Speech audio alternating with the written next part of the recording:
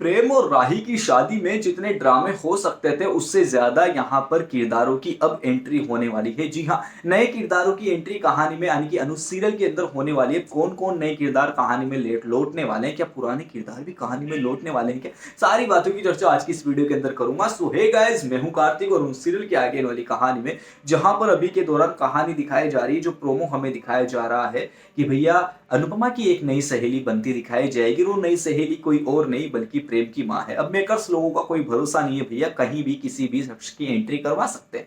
पहले यहाँ पर बताया गया था और ऐसा हिंट दिया गया था और ऐसे पुख्ता सबूत दे दिए गए थे कि प्रेम की माँ तो मर चुकी है। लेकिन कहानी में एक और ट्विस्ट आया कि भैया प्रेम की माँ तो जिंदा है। तो भैया राइटर को तो 100 तोपों की या कहूं 250 तोपों की सलामी दे देनी चाहिए कि भैया जहां पर एक तरफ प्रेम की माँ मार दी थी, प्रेम की माँ जिंदा हो गई है। अब उसी के साथ साथ आगे वाली कहानी में वो प्रेम जो प्रेम राही से प्यार करने के इतने सारे सबूत दे चुका है, यहाँ पर अनुपमा के घर वालों के अगेंस्ट जा चुका है, माही के अगेंस्ट जा चुका है। तो भैया माही तुम बच गई हो, कैसे बच गई हो वो भी आगे वाली कहानी में बताता हूँ।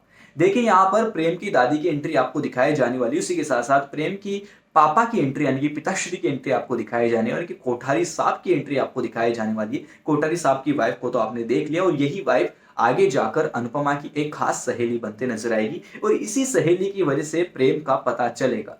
देखिए यहाँ पर राही और प्रेम की शादी होगी, अभी के दौरान दोनों की दोस्ती हो जाती है।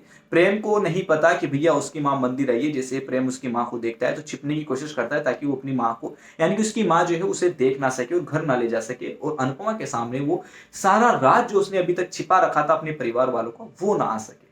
उसी के साथ साथ आगे वाली कहानी में आपको दिखाया जाएगा ये वाला सीन कि यहाँ पर अनुपमा जो है प्रेम और राही की शादी का इनविटेशन कार्ड जो है यहाँ पर अपनी नई सहेली ख्याति कोठारी जो प्रेम की माँ का किरदार प्ले करने वाली उनको देते नजर आने वाली।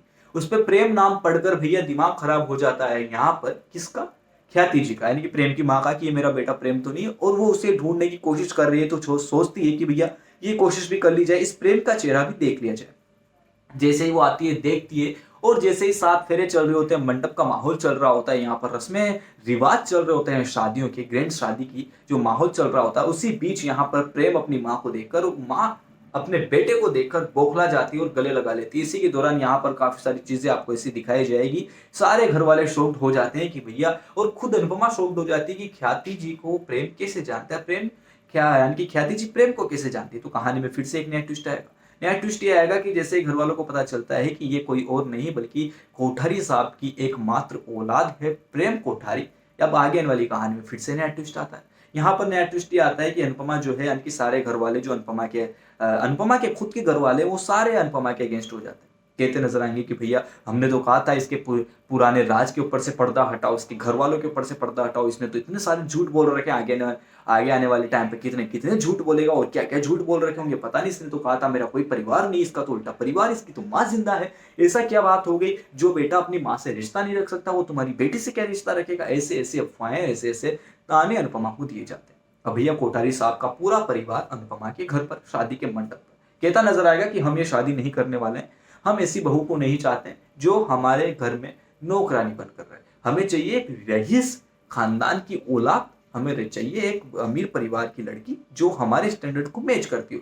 ऐसी लड़की को, हलवाई की बेटी को तो हम हमारे घर में नौकरानी भी नहीं रखते। इसके चलते भैया प्रेम पर अड़ जाता है। ख्याति कहती है कि भैया मुझे माफ करो लेकिन मेरा बेटा इतने सालों बाद आया है तो तुम उसे वापस जाने की इजाजत मत दो। यहाँ पर वो उससे प्यार करता है, ठीक है अपना लो। भैया एक टाइम के बाद घर वाले निकट्टे होकर, नकटे होकर फिर बाद में अपनी जिद छोड़ते हैं, देन यहाँ पर मान जाते हैं शादी के लिए। यहीं से राही और अनुपमा के लिए ग्रहण शुरू हो जाता है। ग्रहण इस प्रकार से शुरू होगा कि यहाँ पर अनुपमा जो है खुशी खुशी अपनी बेटी की शादी प्रेम से करवा देती है। राही यहाँ पर खुश है कि चलो ठीक है, जो लड़का नहीं कमाता था उसका इतना बड़ा परिवार है, उसके खुद मेरे खुद सास ससुर बनेंगे, मेरी खुद दादी सासू बनूंगी। हाँ, दादी सासू यानी कि यहाँ पर प्रेम की दादी की एंट्री वाली होने वाली है अलका कौशल जी।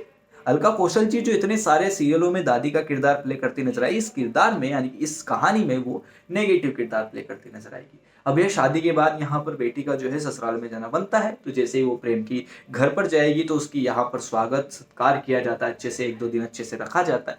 देन उसके बाद हो जाता है उल्टी गिनती यहाँ पर राही की शुरू।